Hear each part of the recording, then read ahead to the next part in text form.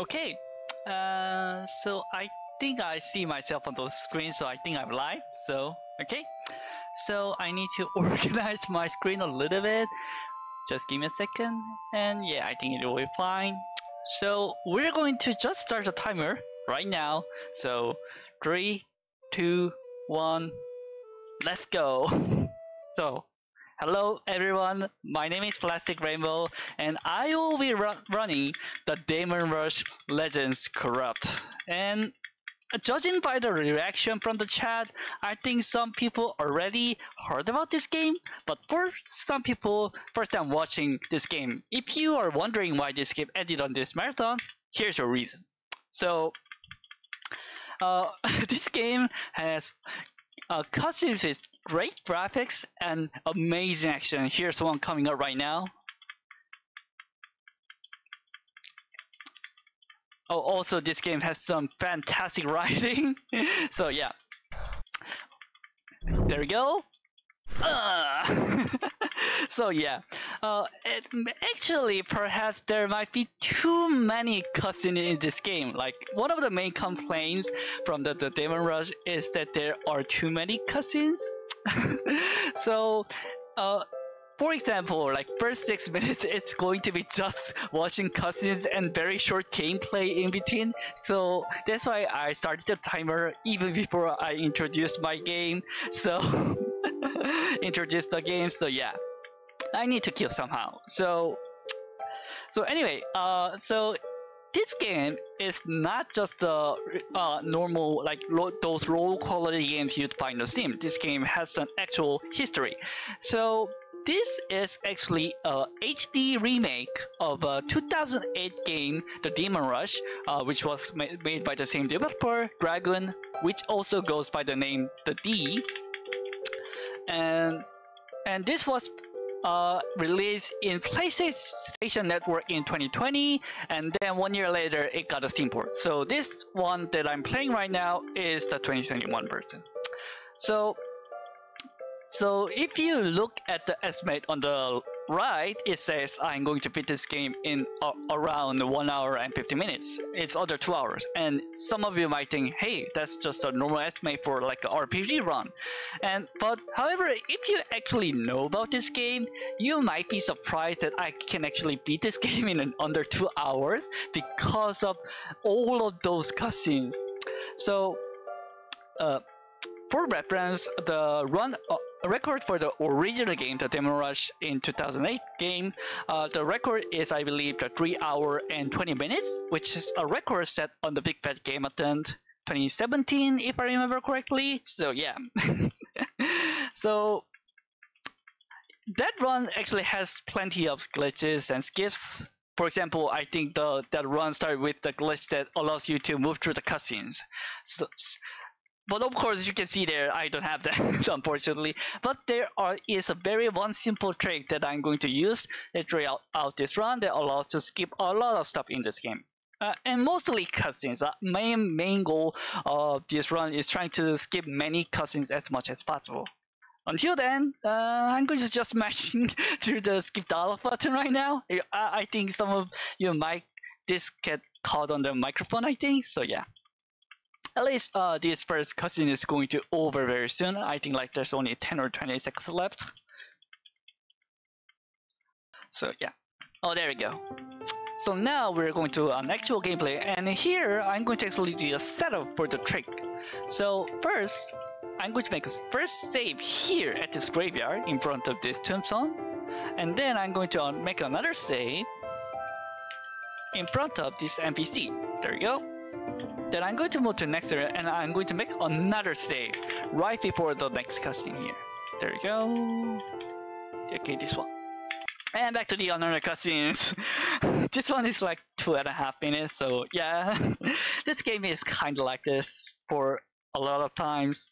So yeah, this game will try to dump all the lore into you non-stop in all the cutscenes, so it's very exhausting. So yeah. So interesting about this, the history of this series is that like as I said, the first game was released in 2008, and then this game was first released in 2020, 2020 basically. And over the course of the 10 years, and actually developer was still developing the game actually, and Bear's game on PC and through PlayStation Network, so that you can actually play his games on PlayStation 4 actually. And after they released the Steam port, it came with the announcement that they will be they are planning to release 6th expansion update for the Demon Rush Legends Corrupt. So after the 1 year after the Steam port release, there was I think the name of the expansion was the Legends Overlord. That was the first expansion update, and the second one was released like 1 or 2 months earlier this year, which is the Tenebrae expansion update. so they are all 1 year apart. So according to the plan, I think we have a Demon Rush update planned until like 2027. I think I don't know how I did my math correctly, but I think that's the current plan. So yeah. So I'm ready for it. So yeah. Oh, anyway, another very interesting thing will be happening in this discussion right now. Bam.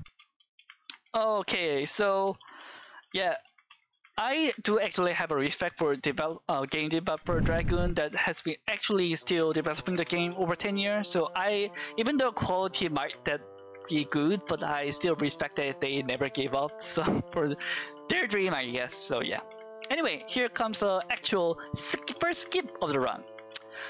So normally, you're supposed to get one event here that starts the first combat sequence, and then after you fight that, you actually go through several cutscenes, and then you actually have to go to a next town called Viento. But however, I just completely skipped it. So this is a trick what we can do with just interact with the object and opening the menu at the same time. I think that just skips like over at least like 6 or 7 minutes. I think I never actually counted it, but it does. So here comes another one, so I can actually explain it more properly. So I will be going to the save that I made at the start of the game. So as I said, I'm going to interact with that event trigger and then open the menu at the same time. Then what that actually does is that it brings the dialog from the save file to the save file. So we can store the dialog using this, and we can use the dialog to interrupt the event from happening. So for example, I'm going to carry this dialog all the way to the end. So let's see if I can do it. This actually needs a little bit of focus, so I might be quiet here. So let's see how that goes. This is actually a bit hard. Not hard, but a little bit tricky. If I mess it up, I can get stop lock. So let's see.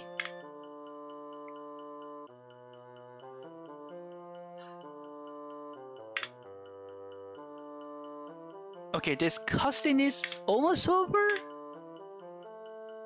Oh, by the way, there will be a lot of swears in this cutscene, so you have to get used to it. So let's go. Okay, got it. So we use the dialog that we stored to completely interrupt that fight from happening. So now the actual combat. So this game is actually an action RPG compared to the turn-based RPG, turn-based combat in the original game. This makes the game a bit chaotic.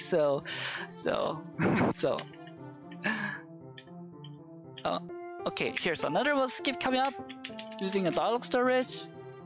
Okay, there you go. So normally I have to fight with a boss called the Enforcer in order to progress, but just interacting with the door is enough to set the flags for the next event, so I can just do this and just go to the next town, which is called the Pirates.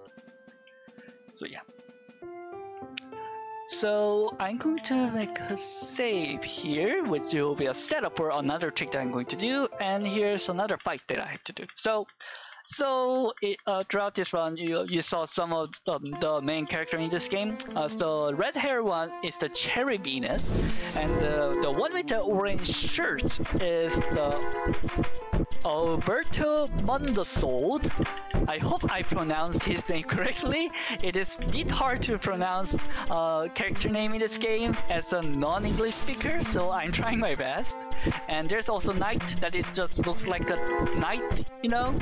And there's also Terra Argentia, which is the enemy that we are fighting now.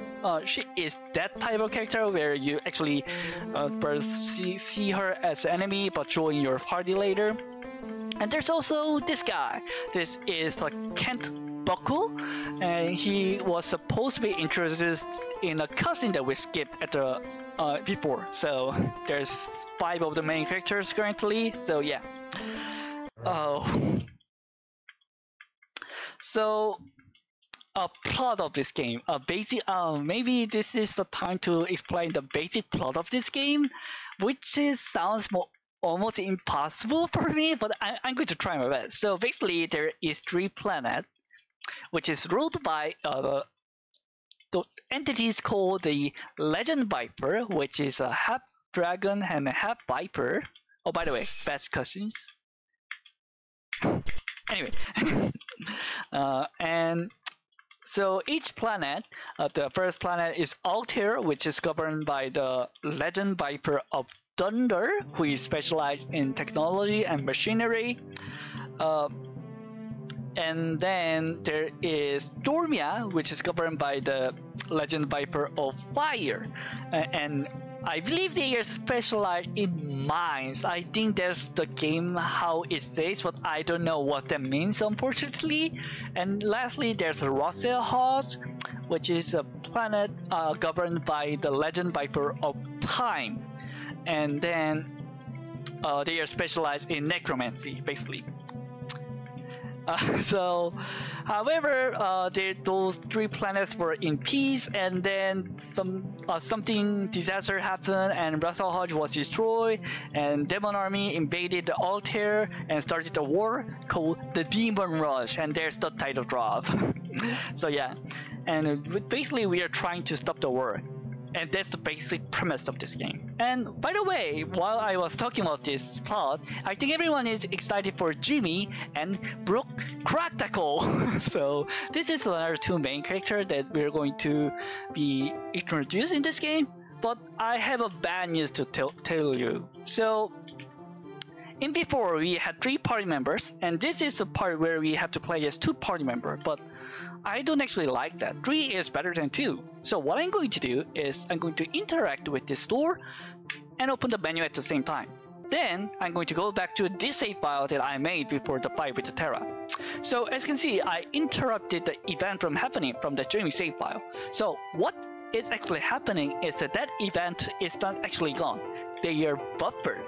So if I interact with this billboard, the event just starts again. And as you can see, you can see cutscenes in cutscene with Jimmy and Brooke. So but however, after this cutscene, because we started this event in a save file with Cherry, Knight, and our Alberto, we get teleported with these 3 party members. So we actually avoid using Jimmy and Brooke. I'm sorry everyone for the Brooks fan in the chat, so 3 is better than 2. So this is how I have to do it. So by the way, one downside of this thread is that in every combat you actually get some soul strike points and money, which is called mats in this game. Soul strike point is basically on your XP, to put it very simply. But however, because we teleported into this here that was before the Terra fight, we actually lose some of the soul strike points and the money that we are supposed to get from the Terra. So that's a little bit of downside, but the reason I just change this party member like this is that I can do this boss fight a little bit faster. So this is the basically the leader of the terrorist group called the Death, and his name is Kevin Lambert. Trying to fight this with Jimmy and Brooke is actually can be a little bit challenging, and it just becomes a rat and mouse, cat and mouse kind of deal. So yeah. So anyway, so this part is over. Yeah, sorry, Jimmy and Brooks section is over. That we actually never played as Jimmy and Brooks, so I'm sorry about this. Oh, by the way, this cutscene is also very great. So yeah. Oh, by the way, I did talk about the fact that there are some expansion updates.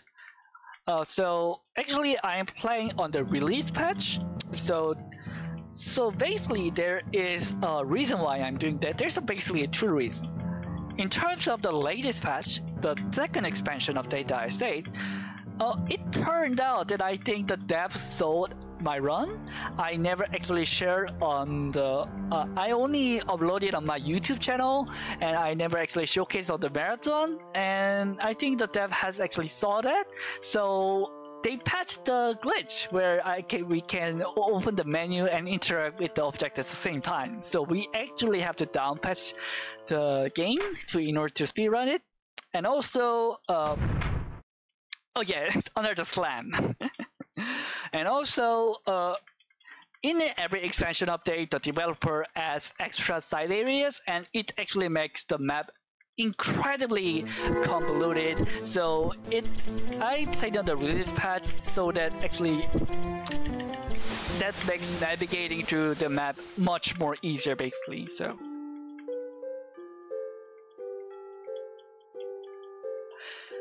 Oh, by the way, so this is another section where we play a different character. In the later section, actually, all different characters will meet up, and we get to actually choose which character to play as. But until then, the game will basically switch off between different characters, depending which part of the story you're on. So. This section is incredibly short because, by the way, I'm going to do another dialogue story to skip this incredibly long cutscenes, let me tell you. And then I'm going to backup save. I'm going to do what that was similar to a Jimmy Brook thing that I did in Jimmy Brook section, where I tried to bring 3 party members into this boss fight. So. This is a fight with the Red Vest, which is the son of a legend viper who is ruling the planet Dormia. Again, trying to do this boss fight with 3 party members is just much better than trying to do this boss fight with just Knight and Terra. So, okay, so the main strategy of the combat I do is that. I don't know if you have saw this, but fighting in this game can be incredibly chaotic, especially when the enemy is just moving like crazy like this. So what I use is Cherry's Fortify spell to hold the place in one place and combo it with the knockdown, so that we can actually put our character in one spot as much as possible. So that went really well. That was really nice. This will be the main strat that I will be using in the first part of the game. In the later part of the game, your combat gets a little bit more harder, so I use a little bit different strats basically. So, oh, don't worry about him.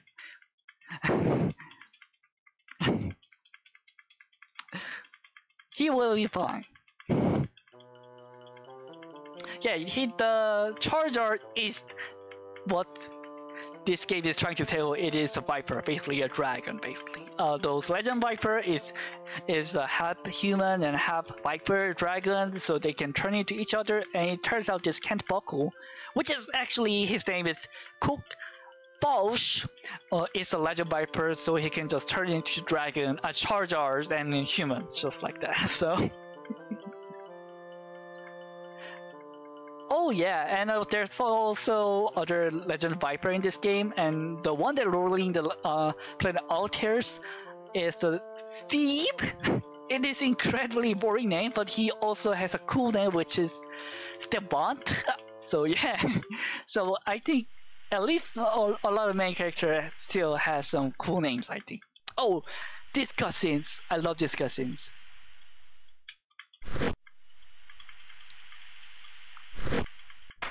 It's not over. Yes! I just love how your character is embedded on the bed like that, because the game could not show you actually the person lying on the bed correctly, so yeah. By the way, we get to introduce another character here. Her name is Claire Copa. Okay. And actually we'll be playing as these three character party members for a while now, for a number of reasons. But obviously the first reason is that the game forces you to. But however, there is a big skip coming up, and that actually makes us to play as the party member for a while now. So I will get to that later.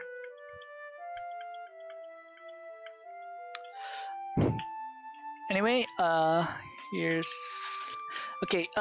This door. Okay, I got it. Trying to interact with this door can be really awkward. I'm kind of relieved that I'm getting really nice. So if you play this game, you will know what I mean. So then I'm going to, yeah, I can just save on this.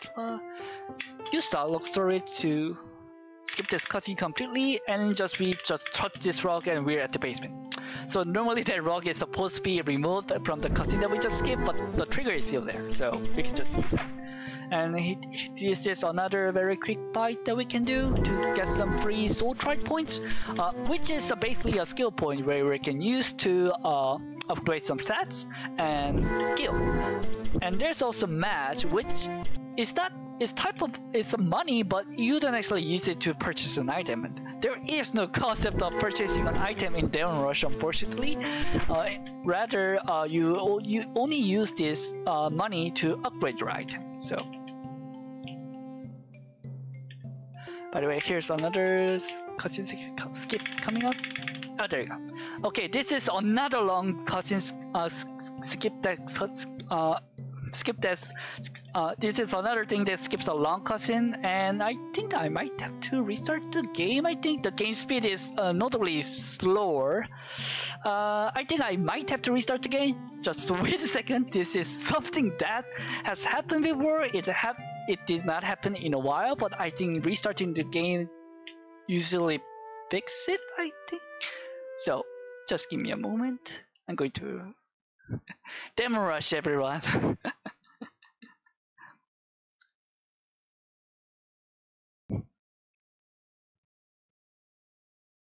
Okay, I hope this has fixed this. This not happened in a while, so of course a marathon log.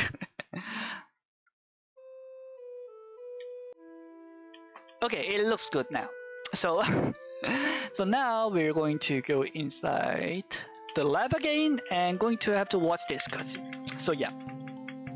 So unfortunately this is a very long cutscene that we actually have to watch. I tried to find a way to skip it, but due to the way how this cutscene is constructed, I don't think it's not possible to skip with the dialogue storage, at least at this moment. So basically, sometimes the flag for the next event it's set at the start of the cutscene. Then you can actually also use dialogue storage to skip the cutscenes and just move on. But sometimes you have to watch the whole cutscene all the way to the end in order to progress. So this is also one type of that, basically. So yeah. Well, it is the pretty important part of the story where the cherry gets the hold of the holy sword. That is very important for the lore of this game. So yeah.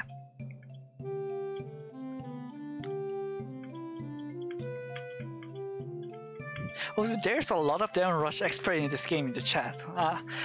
Thank you for explaining some of the lore, I guess.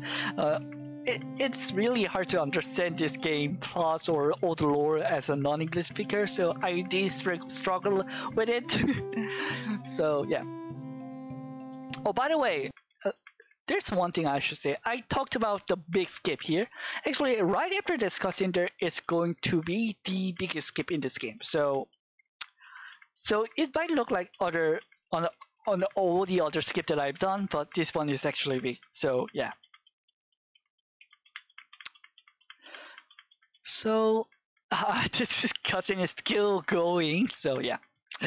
So basically, there is a second imposter fight that's coming up, the one that we actually skip at the start of the game.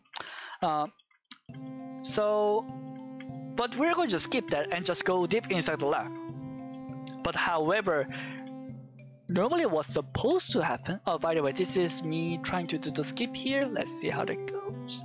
So I'm going to interact with this door and open the menu at the same time. Now I make a save. And actually, at this stage, the game already thinks that I'm already past that door. So if I load it, I'm going to place right after the transition. However, this also skips completely. The game completely forgets that there was a boss fight there, so we can just skip and go deep inside the lab. But the funny thing is that what is supposed to happen after the boss fight is you're supposed to, the game pulls you out of the lab and you meet with all the other main characters that we saw. So, and then you actually have to progress through quite a bit of a story to return to the lab and go deep inside. And it turns out that the trigger for the second visit still exists in your first here right now, so you just go there right now and skip a large portion of the game. Also, something funny has happened where all the enemies in this room is gone. For some reason this happened when you do the skip. I don't know how I can control that. It just happened in this area, so it's good for me, I guess. So yeah. Oh, by the way, we did another dialogue storage into this here. We're going to carry it through it until the end of this cutscene. So let's see how that goes.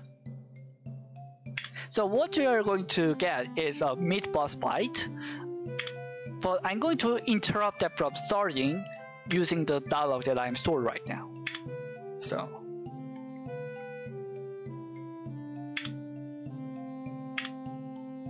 okay, let's see.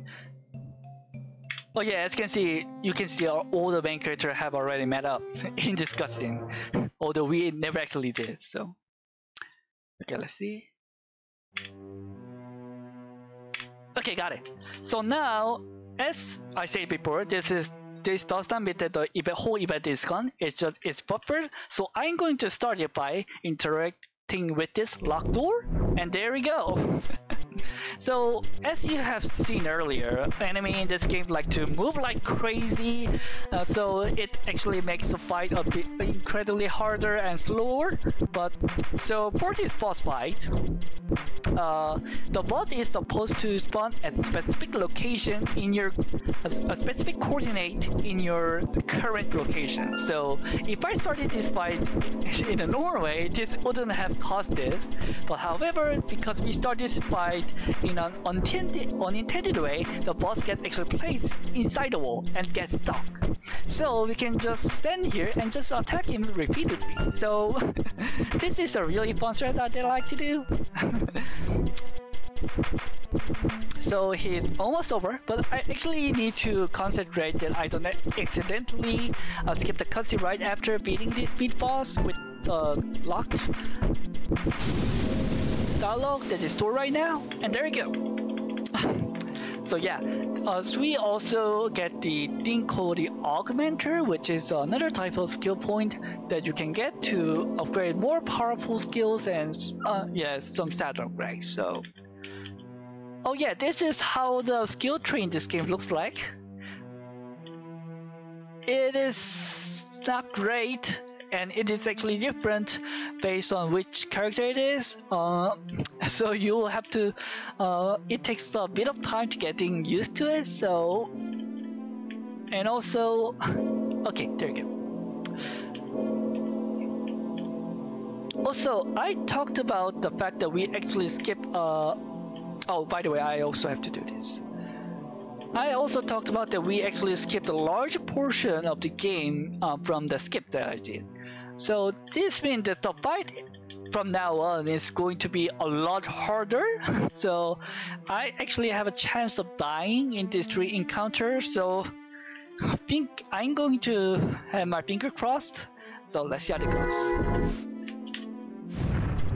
So actually, as I said, the combat in this game is incredibly chaotic, so actually trying to fight is a lot of times not a great idea, especially if you're very unleveled and like in this situation. So what I just do is I just become the support. So basically I'm going to just use fortify skill to put enemies in the one spot so that AI can attack the enemy much more easier, and use the stand ground skill, which makes Cherry impervious to any kind of damage when she's blocking, as you see right now. Oh yeah, there, as you can see, the enemy are a lot more tankier and they deal more damage, and they also have reinforcement. So yeah, at least some of the powerful skill that we learned from the augments that we got from the mid boss fight really helps. So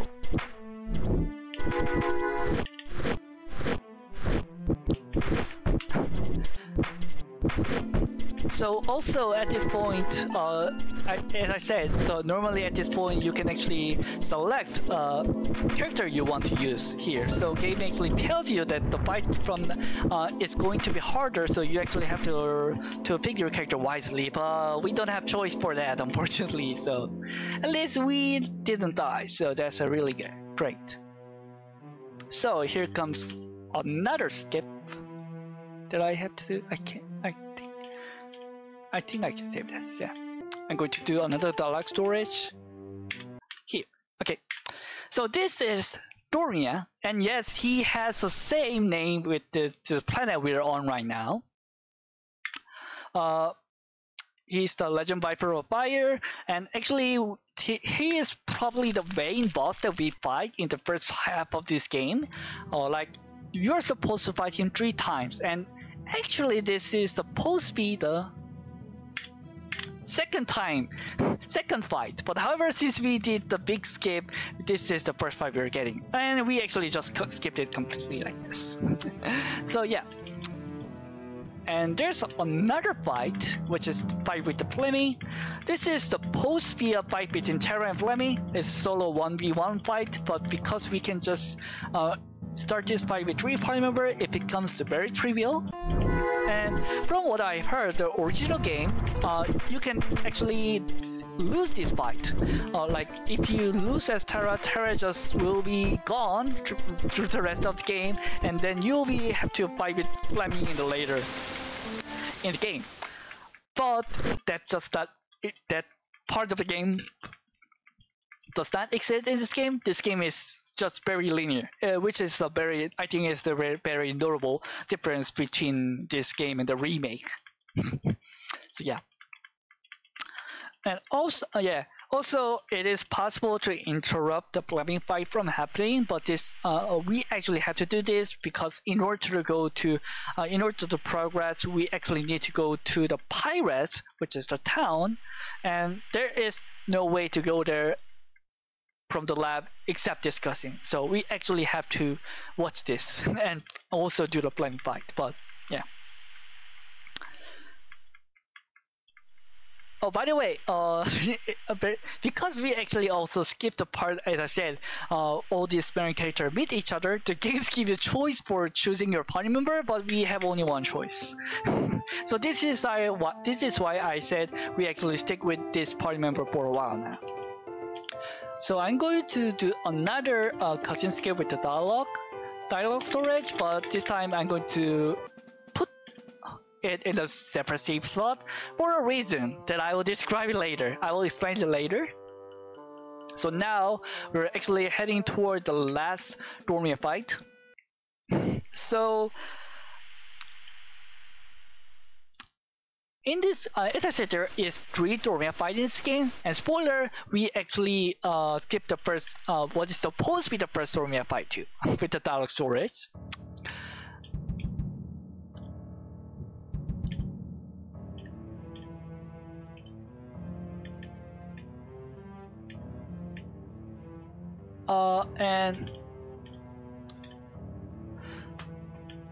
But however, although the last Dormia fight is the hardest one, this is the only fight that we actually have to do. So there's a reason for it. We actually do. There's a reason for this, and then I'll explain later. After I actually finish this fight is actually hard. I actually had an incredibly horrible death in my PB run that I had in 2 days before. So let's hope that doesn't happen this time. Yeah, stun that this enemy can do is very nasty. So.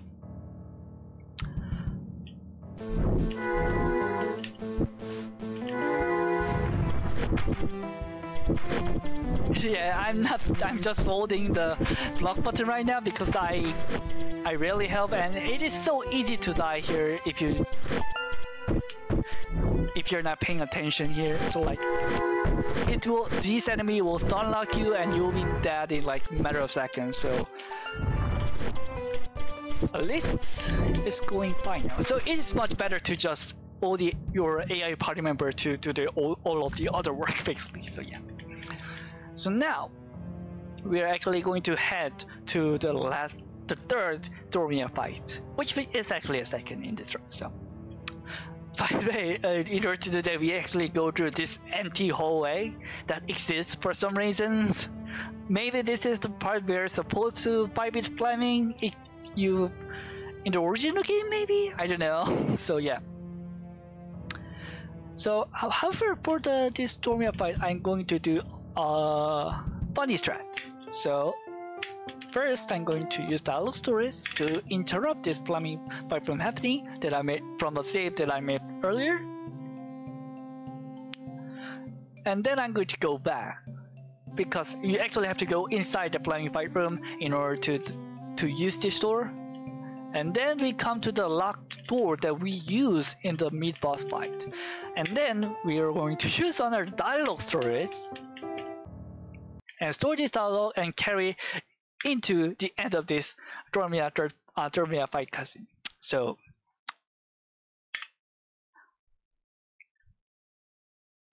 there you go.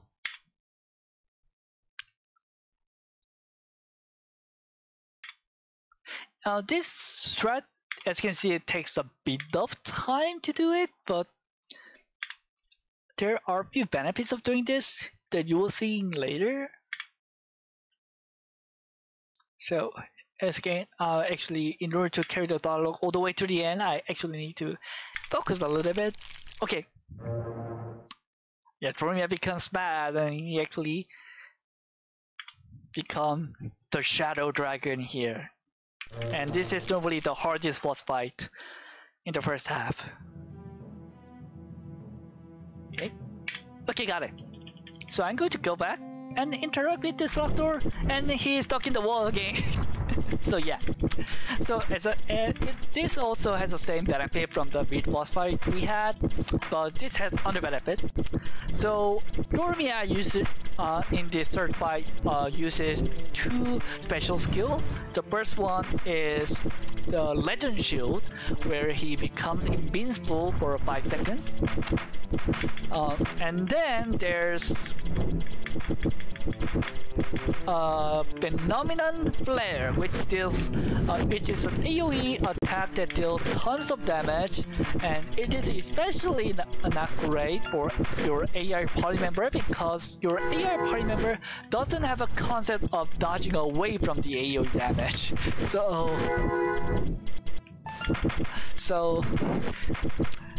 So, but for some reason, if Dormia gets stuck inside the wall like this, we can just... Dormia just never uses those special skills, and it makes this fight a lot easier, so yeah. Also, his melee attack is still very strong, so we actually have to be careful to not die. I'm going to kill some of the characters like this. Okay, there you go. And also, I have to be careful to not accidentally skip the cutscene that comes right after the beating the boss with the locked dialogue in screen that you can see right now. So let's see. Okay, so we're almost done. Okay, the reason why I actually do this fight is that actually there is a way to completely skip this boss, but it takes a bit of time to set up, and this actually boss fight gives a lot of soul tribe points and XP. So I just find it's just better to actually do the fight like this. Oh no, I messed it up. Okay. Oh, I wasn't paying attention. Sorry about that. I actually will have to do the Dormia all over again. Sorry about that. So this is the thing that can happen with the dialogue storage. I can permanently stop block the game. So I can explain it during the second another attempt. So yeah, sorry about that. Or maybe okay, I'll just try it again.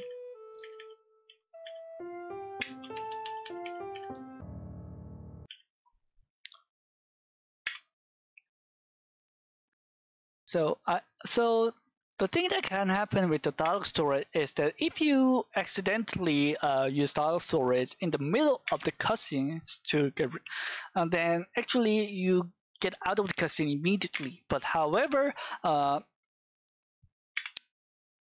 when you get out of the cutscenes, you don't actually gain control of your character. You get just stuck. You cannot even open the menu again. So you're just permanently self-locked, and there's no option but to just restart the game. So yeah. So yeah. So basically that I actually had to wait until the next line coming up to get rid of that locked dialogue, but unfortunately I accidentally pressed the skip dialogue button and I got stop locked, so that's what happened. Okay, at least we got the interrupt again and we can fight him again like this. So sorry about that. We're going to have some time to spend again, so yeah. So yeah, after this fight we can actually take a break for a bit. The fights get much more easier for like 10 to 20 minutes, I think. So yeah.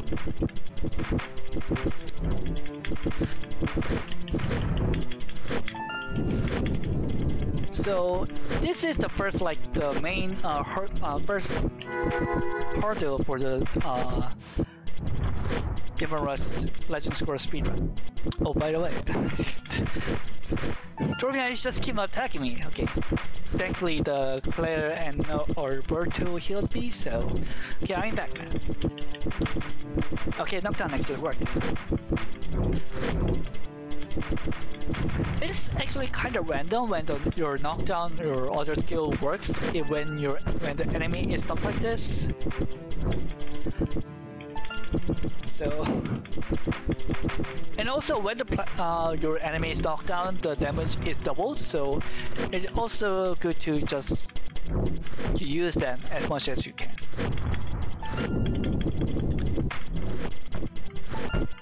Okay, if I mess it up again, I can just load the backup save, I think, so yeah.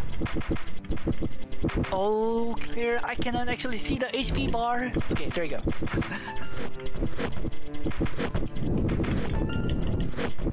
Oh, okay, I'm going to just attack him a little bit. Okay, I'm going to stop. Okay, this time I'm going to wait. Okay, let's see. Okay, there we go. So, Dormia fight is finally done, and then we can actually move on to the next section. And as I said, the fight from now on for like from next 10 to 20 minutes, the fight becomes a lot more easier. This game has a little bit of weird difficulty curve, I think. So yeah.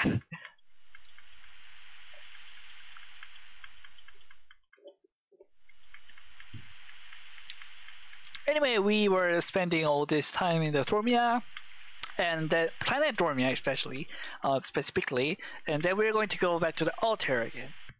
Oh, by the way, that bike also gives you the augmenter, so it is really beneficial to actually do this fight. And actually, there are many augmenters you can get from like defeating the main story boss or going to the side area, but we only get 2 augmenters throughout this run. So yeah, this will be the last augmenter that we are going to getting. So yeah.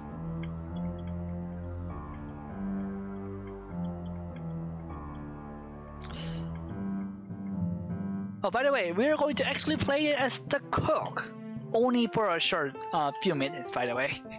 So here is another dialogue story I want to do, but if I store the dialogue, it actually get overridden by this dialogue here. So I'm going to be a little bit more creative with it. So what I'm going to do is I'm going to store this dialogue instead of using the dialogue from the save files I made at the start of the game.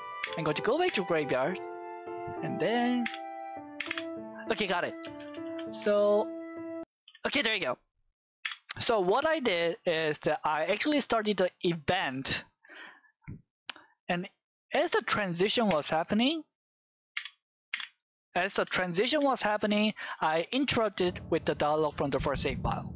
So that buffers the event at the start of this Tower of Babel, and if you try to start the Tower of Babel again, we can actually store the Tower of Babel dialogue into the cutscene that you do so. And we use that to skip a little bit of fight, and also skip long cutscenes, and also Cook is supposed to be stepped one more time in the cutscenes, but we skipped that, so Cook is still in the party, but he's going to go away really soon because we have Charizard in our party. So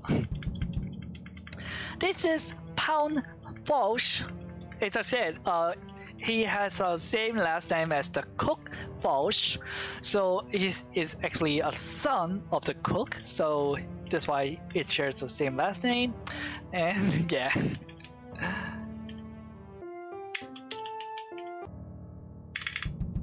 Oh, by the way, there's another fun quirk about the skip that we just did at the start of the Tower of Babel. For some reason, doing the skip completely removes every encounters. Also, by the way, sorry about that. Sorry about this a little bit of motion sickness. This game does not like stairs. Okay, by the way, if you actually play this game on the latest patch, I think this one is actually fixed. This is all just on me for playing on the old patch, by the way.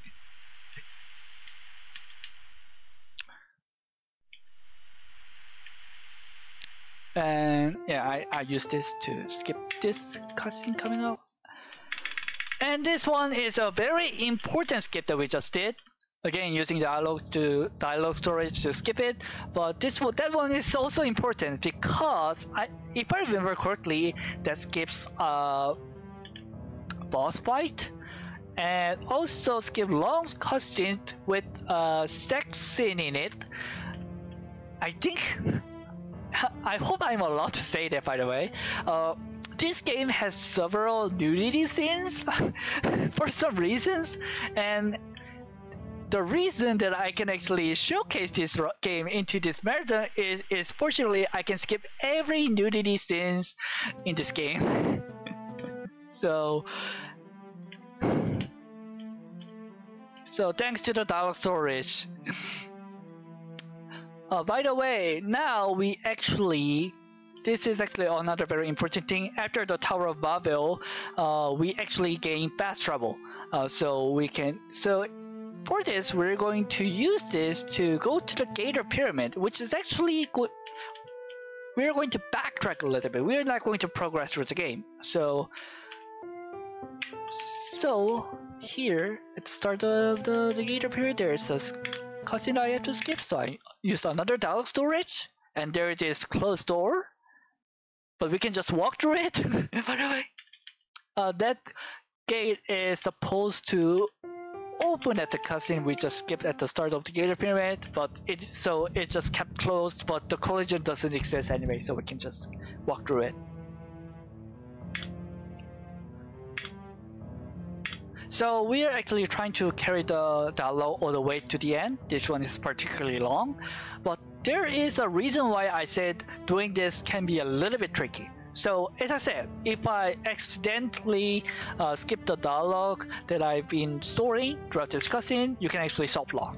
But as you can see, I am storing a dialogue with the yes or no option, and those options are still active, by the way. So when the dialogue in this cutscene has scrolled all the way to the end, skipping them actually takes priority, but if not, you will end up selecting yes or no in the dialogue that we stored, and if I select yes, we will actually go back to the start of the game. Like, if you remember, there was a cutscene with the protest in it. We actually go all the way to the back there, and if I select no, well, you just result at the first Stormia, at the Stormia fight, the mistake that I've done at the Stormia fight, basically. So I have to make sure the dialogue has scrolled all the way to the end and skip it.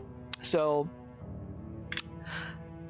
it can be a little bit tricky in a long cutscene like this, especially as you can see in every line, you can see there is a short pause between them, so you can easily get bamboozled by it.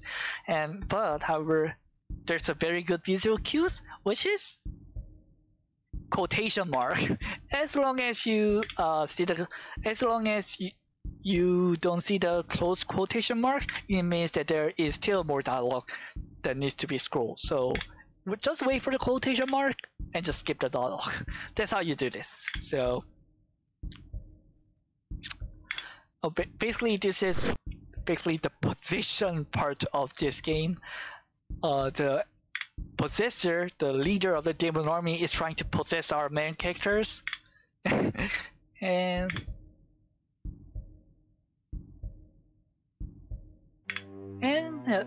luckily we're fine. So the reason why I carry the dialogue all the way to the end is to skip fight right after this cutscene, and also there is supposed to be a second Jimmy and Brooke section, but I'm sorry, we have to skip it. I'm sorry for you Brooke fans in the chat. I'm sorry. Anyway, so now we're going to go back, and there is a first Stormia fight that was supposed to happen in here, and this is the reason why we backtrack it into this Gator Pyramid, by the way. In order to progress through the game, you actually have to watch this. If you don't, you will get soft lock in the later part of the game. So we actually have to watch this. Although we're going to skip the fight completely, this flag is just on the cutscene instead of the actual fight. And then we're going to change party members and go to Altair. And then we're going to go to Harbor. And we will be getting another that skip that looks trivial but actually skips quite a bit of the game. I believe this one. Oh wait a second. I actually need some time to. I think need some time to level up some skills. I have to look for my note.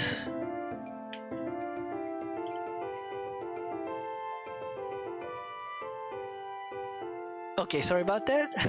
Okay, I finally have my notes. Okay.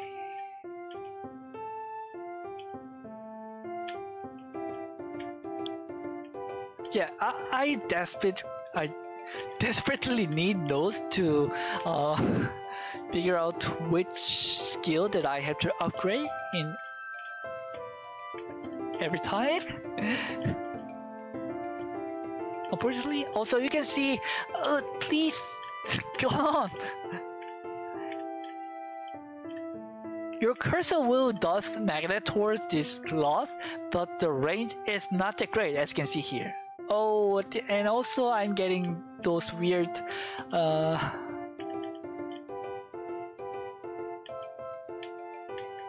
game speed drop again.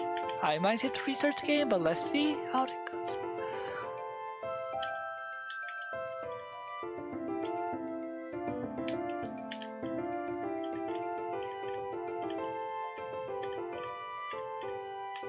Okay, the one last one. Okay, and need some weapon upgrades for a pound.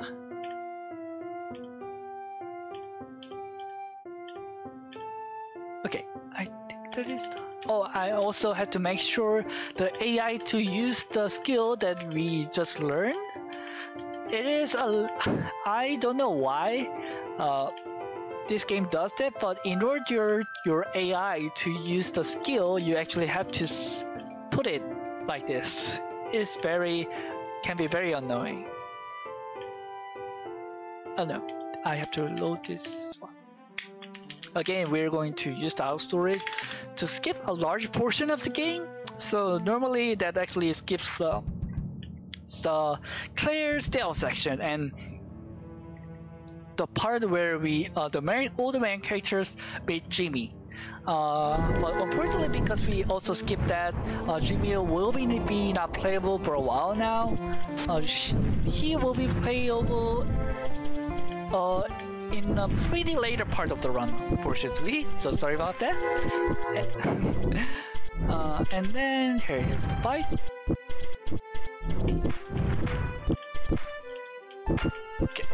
Okay, there you go, nice.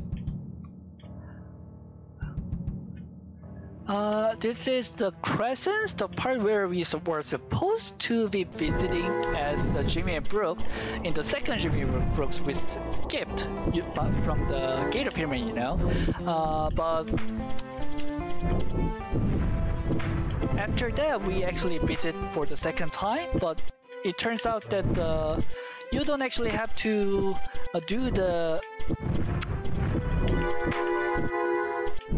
You don't actually have to come here as Jay and Brooke to get the second cutscenes in this area. So yeah. So we can just go there and again use the dialogue stories. By the way, actually the one that I've been using in the previous skip and here is a little bit different from the earlier part of the game. I'm using fast travel dialogue to fast travel dialogue to do a cutscene skip. This has the benefit of doing the skip and immediately moving to the next area. So in the earlier part of the game, when I did the skip, normally the game would put you out of it and put you at the next area after you see all those long cutscenes. But because we skip it, actually you just have to manually go all the way to the back to go to the next area, which is a little bit of time loss, but obviously still faster than watching the cutscenes, right? But thanks to the fast travel dialogue, we can speed up the game a lot more with the dialogue storage. So yeah. So this is the I think at this point we already met with the Jimmy, and this is where the Jimmy lives. There's a basically thing that we want from the Jimmy's old house. So that's why we came here. But still, he's not available in this run. So. And also, the enemy in this area is not that strong, but it does a very annoying skill where it slows down your character, like this. Every time your screen gets darker, it means that they use a special skills that slows you down. And it is a bit annoying, but not enough to kill you, so yeah. So now we've been having some easy fights, but now the things are again going to be a bit difficult because there's another okay, nice. There's another fight coming up, which is a bit of a difficulty fight. So yeah. So first we actually have to meet Anna Mondosold, which is a sister of the Alberto. And if you look at her dialogue, she swears a lot, and I think we actually skipped the much worse one than this. So yeah, yeah. I never paid at the dialogue at first, but after I did, I was surprised. Surprised, but the fact that there are so many swear in this game, like it's like crazy. So, going to do some more upgrades before I go into this fight.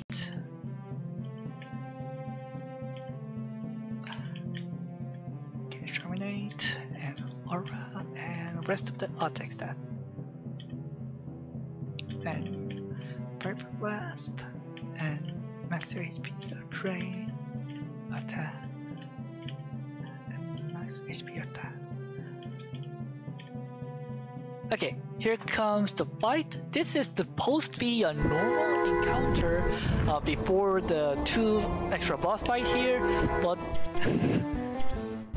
this one is, I think, the harder than these other 2 boss fights, in my opinion, to be honest.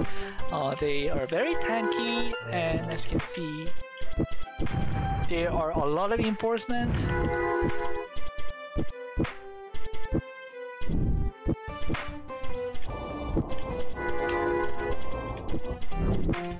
And also every time you attack, you get bounced back because it is very annoying. Because this bounce back is basically what you get when you attack when the enemy is blocking, but it is actually hard to see if the enemy is actually blocking it or not. So I don't know. But I think the fight is almost over. Yeah. I think this 2 is the last one.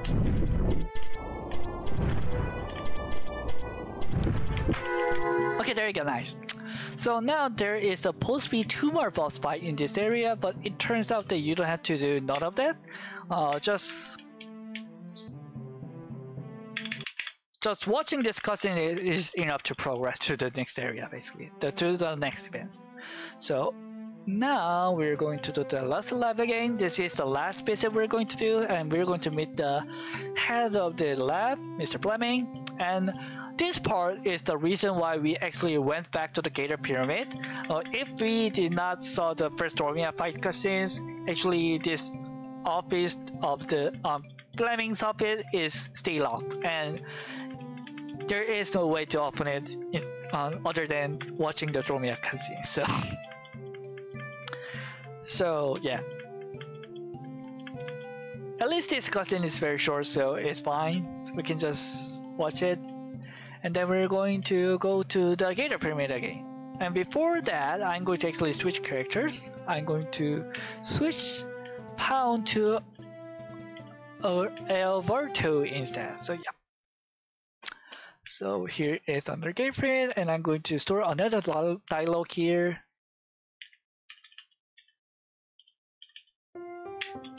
Like this. I really hope the dev actually has used more high resolution textures. Okay, there you go, nice. There's another fight supposed to be happening, but we don't actually have to do that. We can actually move to the next area, which has the hardest fight in this game. I really hate it, but I think the Demon Rush fan will love it because it actually features a lot of Demon Rush fans' favorite enemies. So we're going to go to the Mount Waterfall. So yeah. Here we go. So Mount Purple has a lot of incredibly strong enemies, and since we are barely on the level, it can be very hard to defeat them. So I'm going to try my best. So of course the emphasis is on the word try. So yeah. Also I'm going to learn some spell for Alberto. because we haven't. I'm going to learn some spells for Alberto because we haven't used him in a while. So okay, I think that's enough. And max HP upgrade for a cook. And then I think I have to upgrade him a little bit, and then upgrade like this. Yeah, I think this is how it goes. Yeah, I think I'm going to make a save for every fight that I have to do. There is 3 fights in this game and they are all hard, and the last one is the worst. So yeah. First, by the way, I think this one has a lot of many Deborah fans' favorite characters. The first one is this eyeball. Oh, I messed it up. I'm gonna start the fight again. Yeah. Like, enemy in this area can just wipe out your HP in a matter of seconds, so that's why I have to be very be careful. So first I'm going to make AI to focus on that eyeball character instead, and going to try to, because they have much lower HP and this fight does not have any reinforcement, so I'm going to make them to, yeah. Oh. Okay, so now the first eyeball monster is gone. Now they can actually focus on this faceless giant monster.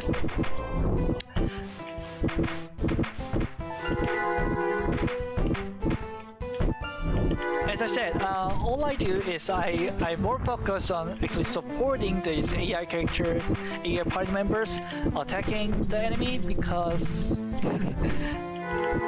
Cherry has a lot of really great support skills from what this is the impression that I get. Maybe someone better at this game might figure out better, more optimal parties member and skill to make this fight much more easier, but this is the strat I use at this time. So yeah. Maybe attacking a 3 member or attacking will make this fight much more easier, but I just couldn't find a way by myself, so I just used this strat. Just leave.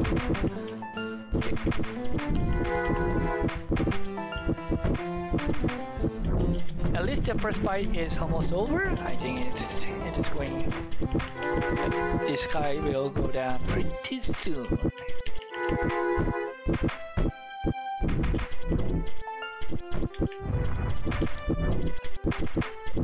Okay, there you go, guys. So now we're going to get the second fight, and I believe this is the monster that everyone loves, which is not that eyeball one again, the windmill one, the pooper dinosaur. So yeah. So again, the one with the windmill one has much lower HP, so I'm going to try to get aggro from this purple dinosaur while the rest of the party member is focusing on the windmill monster. So yeah, I think they took care of them, so now we can actually focus on the purple dinosaur. And this actually purple I know everyone loves this monster, but I hate him. Like he's incredibly fast, like faster than the faceless giant monster that you saw, and deals AoE damage and can knock down, and he's very strong. His melee damage is incredibly strong, and yeah, it's just, and also he's very tanky. I don't like him. Like, this is the part where the most run size, I think. So yeah.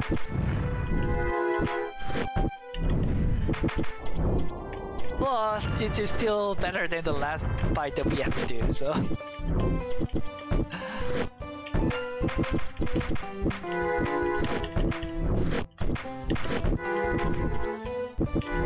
Come on, don't dodge away from the plane.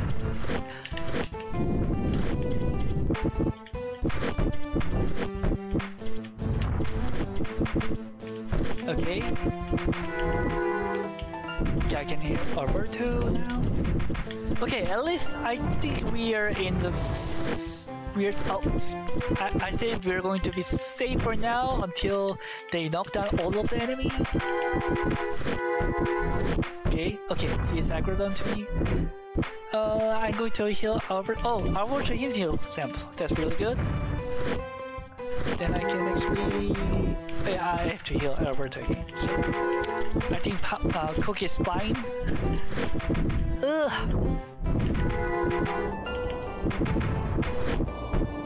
I don't know, it might be worth trying to grind a little bit before going into these sections, but I don't know.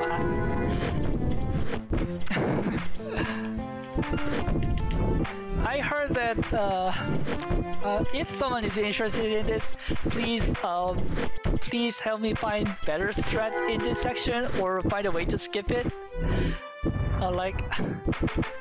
I really hope dialogue storage, stuff like dialogue storage, helps this section, but unfortunately I cannot find a way, especially because of the fact that there is nothing that we can actually interact with in this part of the game. Oh, I think Cook is going to die, but I think it's going to fine because this Buffalo dinosaur is almost dead.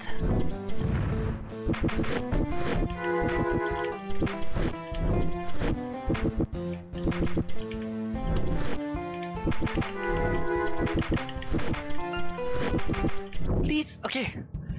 One fight left. Oh.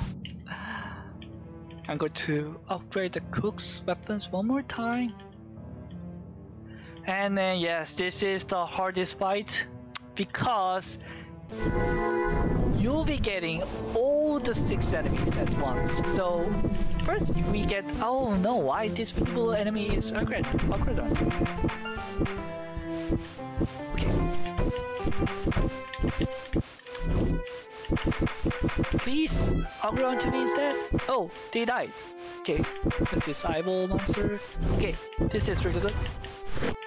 Okay, there you go. So I will make sure they kill the eyeball monster, and if they defeat them, it will spawn the Buffalo dinosaur. And then I'm going to then try to aggro the Buffalo dinosaur. As you can see, thanks to the standing ground and fortify, actually Cherry can easily stand the attack from a single enemy. But when these two enemies are attacking each other, it can be very hard. And I think Buffalo dinosaur spawned at the worst location. Please.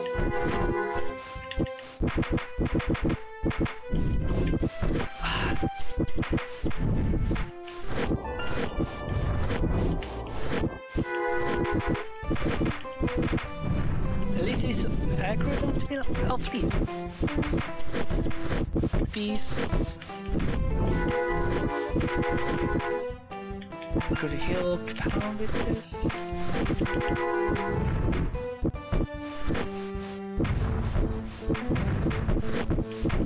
Okay. Okay, I think this works.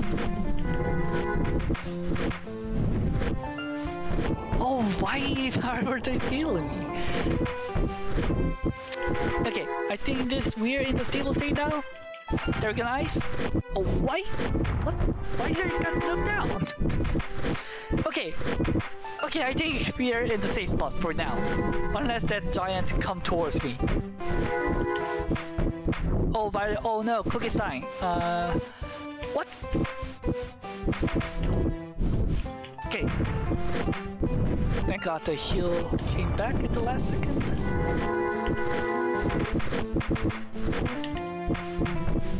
Okay, please.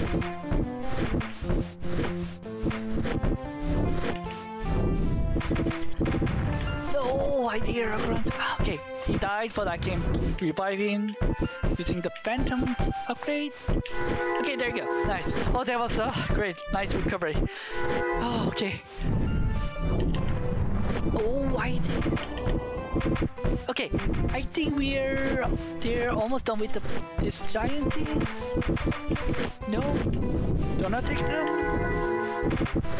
Okay, there you go, nice. Now we can actually focus on the Buffalo dinosaur. But this is still not the over. Buffalo dinosaur can easily wipe out the entire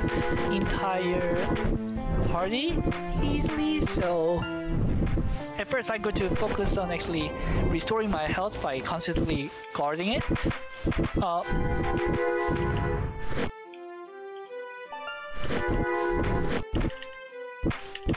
Okay, when it's knocked down, I'm going to do some attacks. Okay, please. Okay, Cook is down again, but I think that's fine. Too high? Yeah, I had the Phantom Breaker again, which I can revive him, so and I combo it with the healing spells again. So, okay. Come on.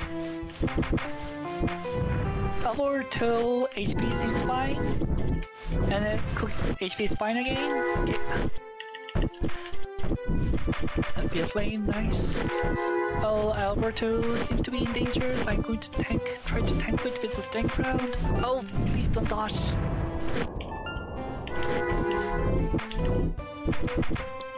Okay.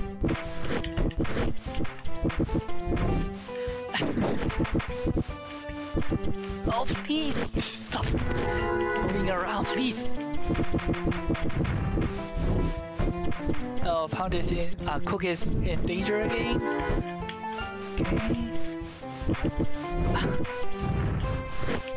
Okay. Okay. I have to fight. Oh, they are slowly going down.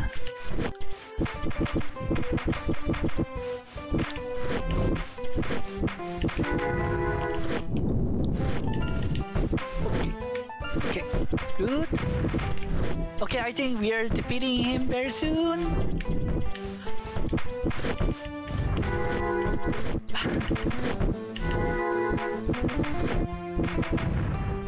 Okay.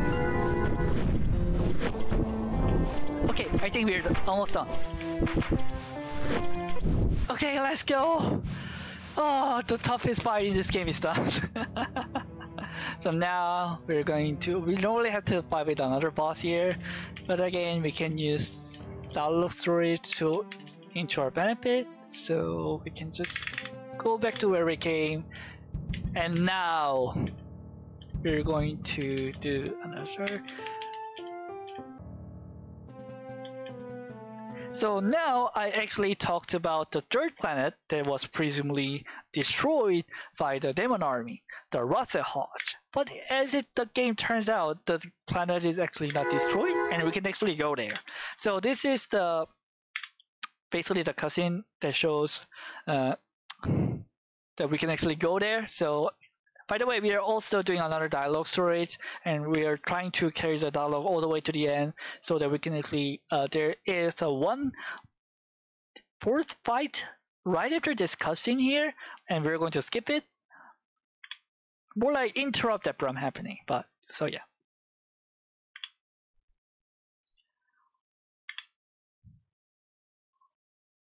Oh, by the way, this might be oh yeah, this is part where it is already revealed that I talked about the Rotzelhage, the Legend Viper who is ruling the Rotzelhage was presumably died from the invasion from the demon army, but it turns out it's a big twist of this game is actually actually they are behind all this demon rush, the attack of the demon army, and actually they are not dead, and they're actually trying to take over this whole planet at once. So basically they are trying to kill the other two Legend Viper and become the absolute Cyclone. And that is actually kind of a big twist of the game that they do it with a big reveal, but yeah. Oh, I'm sorry to tell you guys, the Brook died. He died in a cutscene that we skipped. I'm sorry, everyone. Actually, the weird crystal thing that you just saw is I think the siphon of the Brook, basically. So.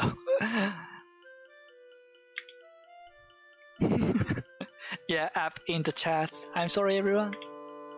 Oh yeah, this cutscene is also good. Let's see how it goes.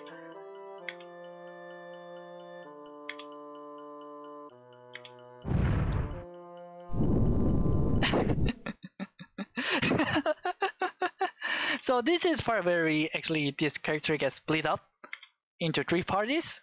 So we actually don't have a choice to pick between each characters. And the goal of currently right now is trying to meet up again. So yeah, So first we are going to play as Brooke, no, Jimmy and Alberto, but as it turns out,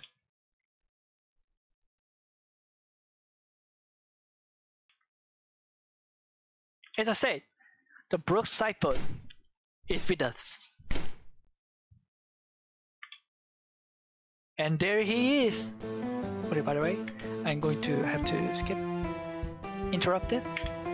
Okay, got it. So, although we completely interrupted the fight from happening, since we are actually spawned at the right inside another detection, basically the area where the another fight starts, basically the encounter. So we get this fight, but as you can see, because we can know that the skip worked because the dialogue that we store is gone. So basically, and this is the part we can actually play as Jimmy and Brooke. And normally the Brooke actually disappears right after the first fight. However, since we actually skipped that, Brooke is with us. So the Brooke will be following us for a while now. So yeah. So actually, Brooke is a really good character when you're not controlling it. If you're trying to Brooke in this game, actually this, I think I can actually show you, but actually, if you try to control your Brooke, it turns the game into like a third-person shooter, and it is not great. So just don't play Brooke. Just let AI control it. That's my advice. Also, we could have upgraded the Jimmy and get some purple skill, but this part is really short, so and also trying to upgrade skill takes too much time, so yeah, I find it much better to just do this fight with the just normal skills, and that's that, by the way. There is one more fight we have to do, and that will be the end of the Jimmy and Brooke section.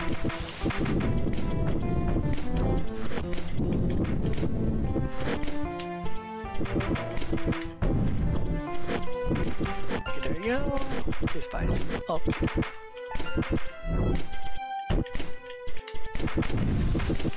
Oh, what?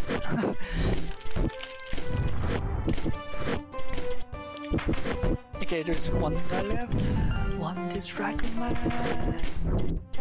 And there you go. That is supposed to be the end of the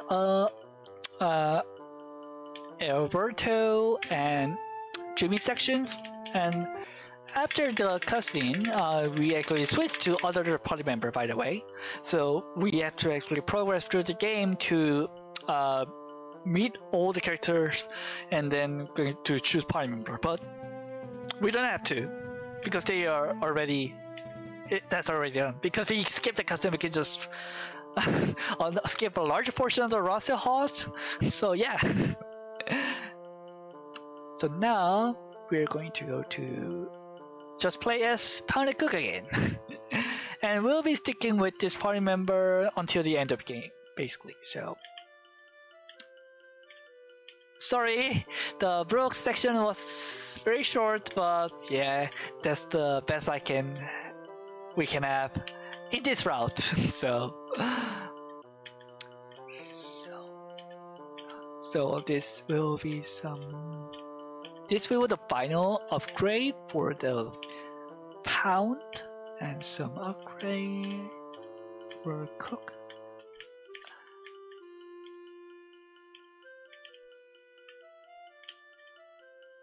Yeah, there you go. And I also need to upgrade some weapons to Pound. Okay, there you go.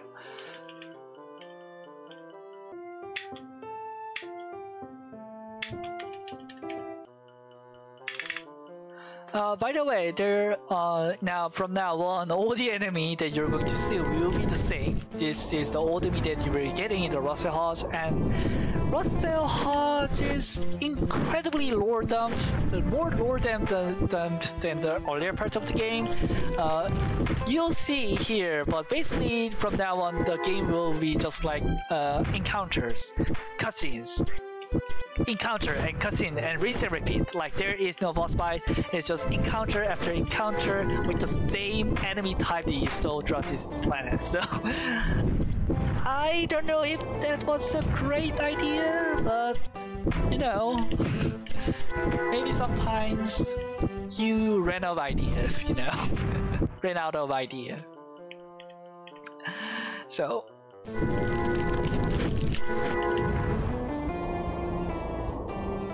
This fight is can be a little bit difficult, but it is a little bit more safer now. But now we're at the very open area right now. But although the game will just draw you the same enemy type over and over in the Russell Hodge, actually in some area the combat area becomes a lot smaller, and that makes fight incredibly chaotic and much more difficult to do. So we'll have to see how that goes. But for now, there's only one more fight to do. Then I actually have to I'll go to the next town. By the way, we've been using fast travel in the later part of this game, but fast travel doesn't work in this third planet Russell Hodge, so we can only move to this area that is nearby. So we can actually go straight to the end of this planet, basically.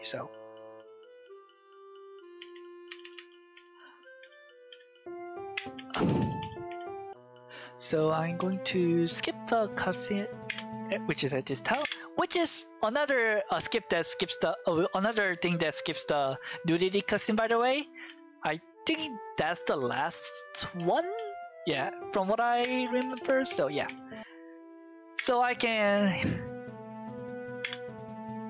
stream this game without big concern. So yeah.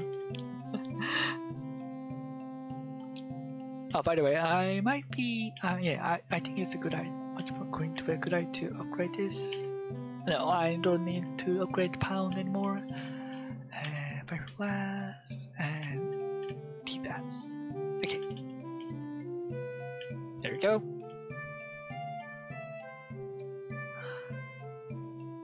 Okay.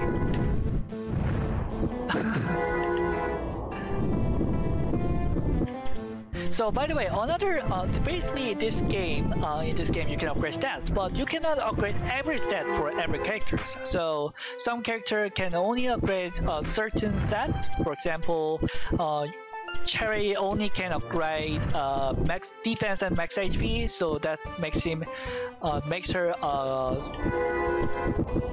makes her can do also tech roll along with the standing ground skill that I've been using right now. And also Pound can use only upgrade attack stat, but not the defense or max HP, so he becomes kind of a glass cannon. But Cook can upgrade every stat, including attack, defense, max HP.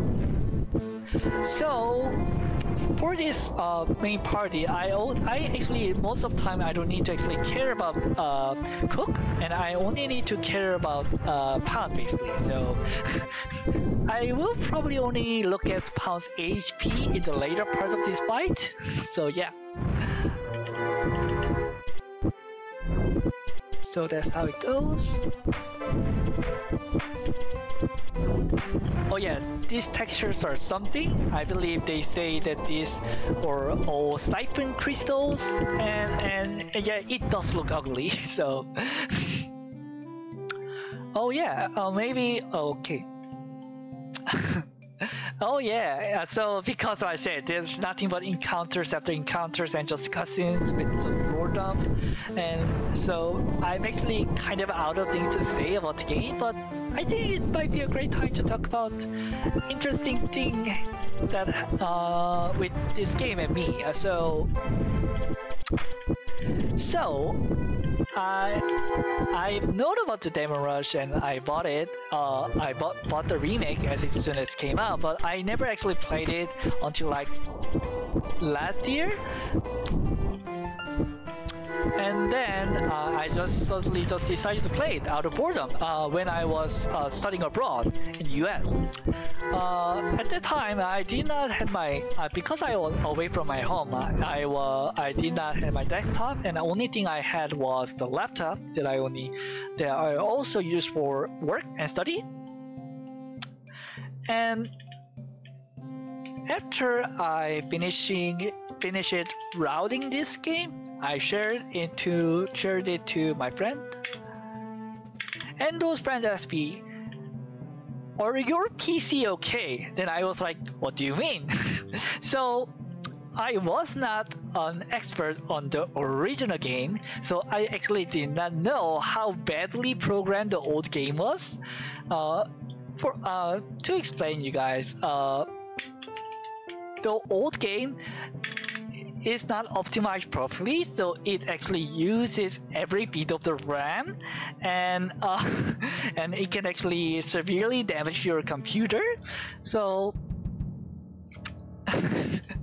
so I actually did not knew that. So I did not knew that I had the potential of severely damaging my only PC I had at times, which gave me a little bit of panic. So I immediately opened this game with the task manager open, and luckily it was fine. Of course, it did cause issues like where the game speed went down, but I think it doesn't actually damage your computer, I think. I cannot make sure 100%. I'm not 100% sure, but I think that's how it is. But yeah. Actually, surprisingly, this game does not crash that often. I think I played this game for approximately 100 hours. Yeah, and I think I got a crash for only 2 or 3 times, I think. So yeah. Luckily, this game does not crash that often. So yeah.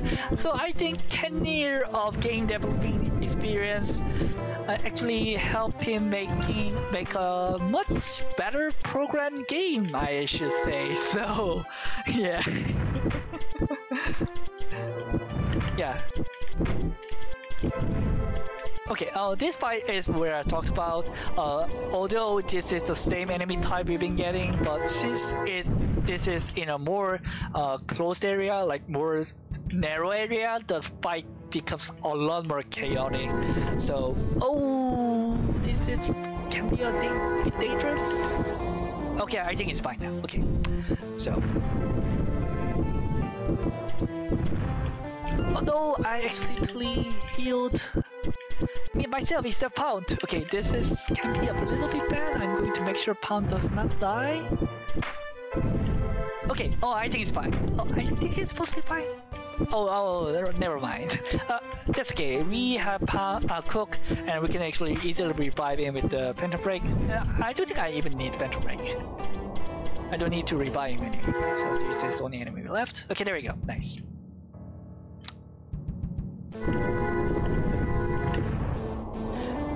I think there's not many more left. After that, we are supposed to be getting another boss fight, which is the last boss fight enemy fight we had in this Rusty Hodge.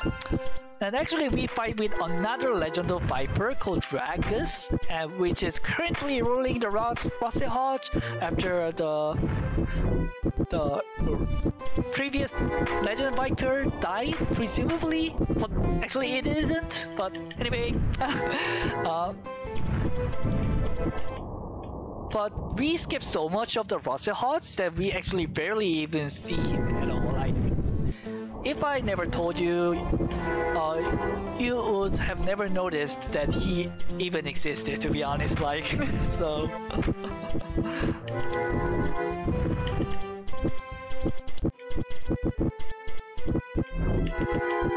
I think this is the last fight, I think. So. Oh! This is a bit dangerous. I'm fine, I can use stand ground to block any damage.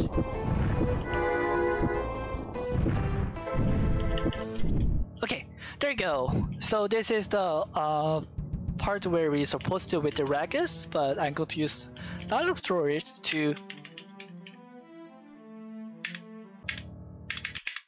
get out of the Rasa Hodge and immediately move on to the final area of the game. So yeah, we are almost done with this game actually, so yeah. So now there will be I will need to find some encounters, and after that then the game is pretty much done. And by the way, at the end there is a little skip that I do, so get ready for that. It might be a bit anticlimactic skip, but let's see how that goes. Oh, by the way, I think it's a good idea to upgrade these weapons for pound and cook. Yeah, fighting this part is incredibly chaotic. Like we are basically fighting with the demon army. They move incredibly fast, and they also launch tornado that launches you in random directions, and it just works. So I just try to not attack them and take auto damage and support the pound and cook because they are much better at dealing with these demon armies. So.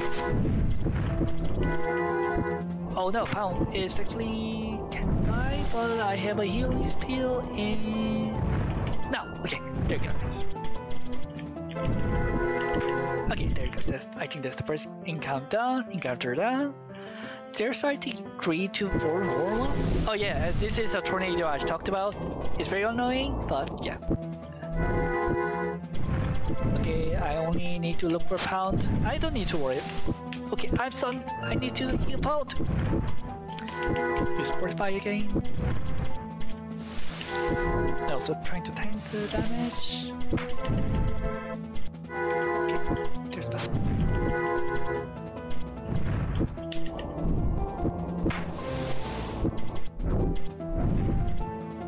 Okay, there you go, nice. Okay, time to move on to the next one. Oh, you might be wondering why sometimes I take this wide turn. You might be wondering why I'm not doing the optimized movement. If you play this game, you'll know that the collision in this game is not that great. So you see this wall right now, they are lying. The collision is actually much farther out. So, and also normally if you touch a wall, you would slide along the wall, right? And in this game, if you just touch a little bit, you just get stuck. Like, yeah, basically I'm hitting a wall right now. And you just get stuck and you just have to move out of it. It's just bad. So I had to take this wide turn to prevent me hitting the wall. So yeah. So yeah.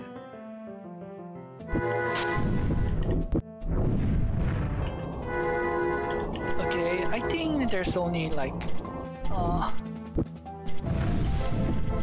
1 or 2 encounters left, I think. So then we'll be going to the final boss, basically. So.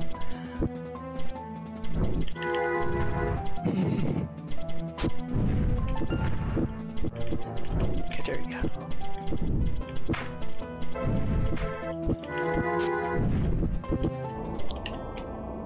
Okay, last encounter.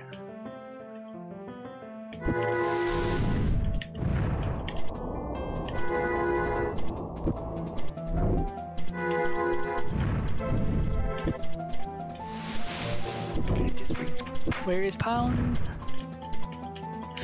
45 is also really great at protecting your AI enemy, so I will try to get close to the pound before I use 45. And also, pound has a skill called Magic Blast where he deals tons of damage, which is nearby him. So yeah, so extra reason to use 45 when pound is near if you're close to the pound. So okay, now that's. Okay, there you go. So there's only last boss fight left. Let's go. Oh, by the way, I need to skip this cutscene actually. There we go.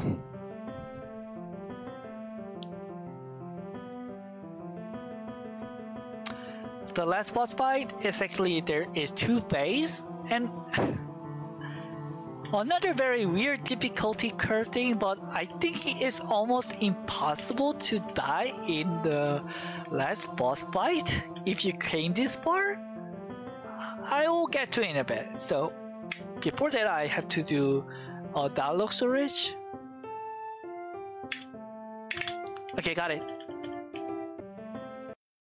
Okay, so I have to bring this dialogue into this boss fight for the skip that I do here. I'm not going to do the skip in this first phase, basically, so yeah. So I have to carry the dialogue until carry the dialogue all the way to the end of this cutscene and this first phase fight. So that's basically the plan. So by the way, what's actually happening in the cutscene is that you see Dormia, actually they were not dead, they were just injured and trying to recover from the wound that got from the fight with us. And then now they're finally trying to fight with the Legend Viper, who was behind all of this, named Diamo. So yeah. And they decide, well, Diamo is the bigger threat than Dormia, so we're going to on Dormia's side. And so Dormia is going to fight with us in the first phase, so.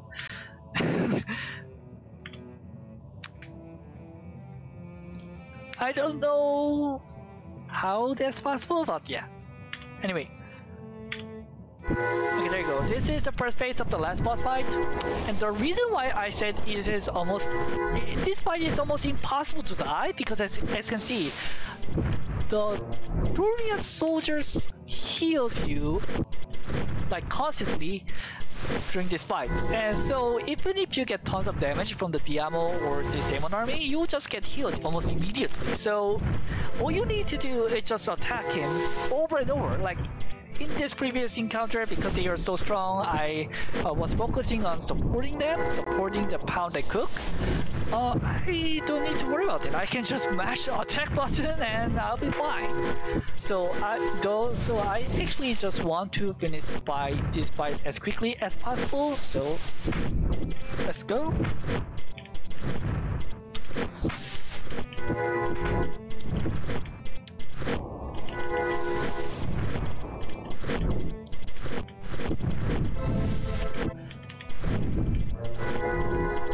Yeah, as you can see, Diamo does not actually use that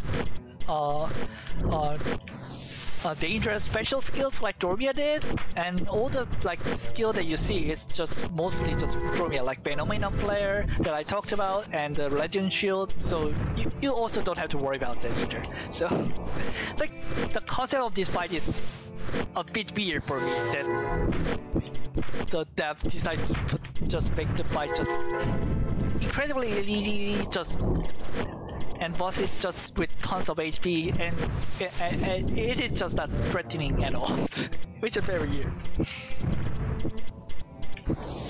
Okay. Okay, I think it's almost there. So I'm going to try my best to not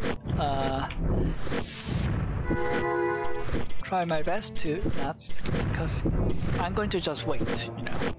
I think that's much better idea. Okay, there you go, nice. Again, I'm going to carry this dialogue all the way to the end until the start of the second phase. Oh yeah, Dormia dies. And since all the Legend Viper are dead, who is controlling all this planet, Diamo will become the absolute stipend.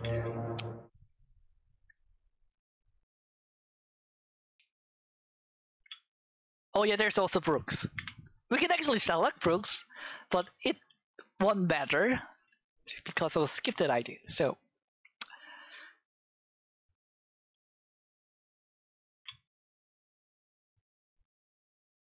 okay, let me focus a little bit.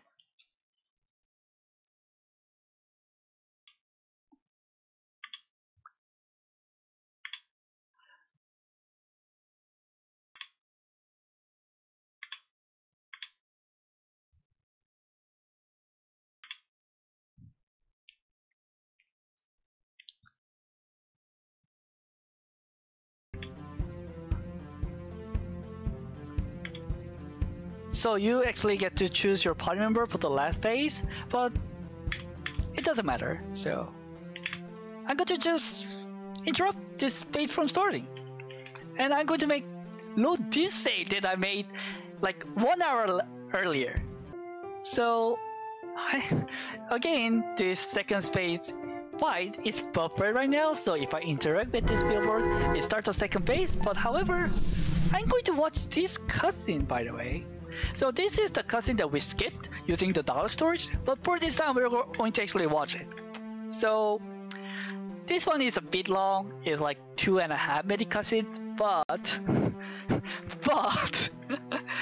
watching this cutscene is actually faster than doing the second phase normally. Again, similarly, it is almost impossible to die in the second phase. Like, you can technically die because there's an attack that the Diamo does that just somehow, if you are very unlucky, there's an attack that instantly deletes you. So even with the amount of heals, you can actually just die. But however, the reason why I'm watching this cutscene is that, so you remember, the fight was there. The fight, basically the game thought that we are in a fight, but we entered this cutscenes. But this cutscene allows the Diamo, by the way. So, but however, the game still thinks that we are in a fight. So, what's going to happen if this cutscene ends is that, well, we're still in a fight, but there is no enemy. Well, I guess you won. And just finish the fight and you can just end the game. So this is the skip that I do at the end. And this is the reason why we made the separate save at the earlier in the run. This specific one. But as I said, this cutscene is a bit long. As I said, 2.5 minutes is a bit long. And I wish there was a much shorter cutscene that can you do the same, but this is the only thing I can do with it at this moment, even with some expansion updates. So unfortunately, we are stuck with this 2.5 minute cutscenes.